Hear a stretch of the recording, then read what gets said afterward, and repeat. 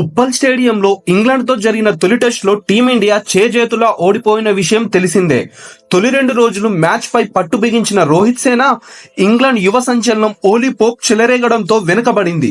రెండో ఇన్నింగ్స్ లో కనీస పోరాట పడిమ కనబర్చకుండానే చేతులెత్తేయడం భారత క్రికెట్ అభిమానులను ఆశ్చర్యానికి గురిచేసింది. అయితే రెండో టెస్టులో ఓడి తీవ్ర నిరాశలో ఉన్న టీమిండియాకు ఇప్పుడు మరో గట్టి ఎదురు దెబ్బ తగిలే అవకాశాలున్నాయి. ఫిబ్రవరి 2 నుంచి విశాఖపట్నం వేదికగా జరగనున్న రెండో టెస్ట్ మ్యాచ్ కు team India senior all rounder Ravindra Jadeja దూరమయ్యే అవకాశాలున్నాయి.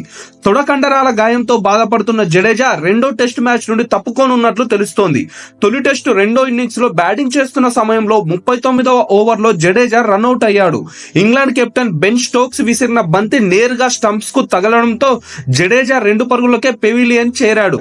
ఈ క్రమంలోనే రన్అట్ కాకుండా ఉండేందుకు జడేజా వేగంగా పరిగెత్తడంతో అతడి తొడ కండరాలు పట్టేశాయి.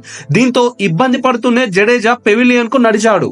ఈ మ్యాచ్ అనంతరం భారత జట్టు హెడ్ కోచ్ రాహుల్ ద్రావిడ్ ను జడేజా గాయం గురించి అడగ్గా, నేనింకా జట్టు ఫిజియోతో మాట్లాడలేదు, అతడితో మాట్లాడాక రెండో టెస్ట్ లో జడేజా ఆడేది లేనిది చెప్తాం అని తెలిపాడు.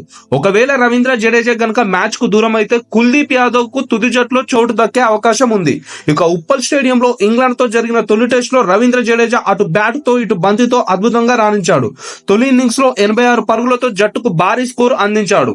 అనంతరం బంతితోనూ చెలరేగి 3 కీలక వికెట్లు పడగొట్టాడు. అయితే రెండో ఇన్నింగ్స్ లో కష్టాల్లో పడిన జట్టును ఆదుకుంటాడనుకున్న జడేజా స్వల్ప స్కోర్ కే రన్అట్ అయి పెవిలియన్ కు చేరాడు.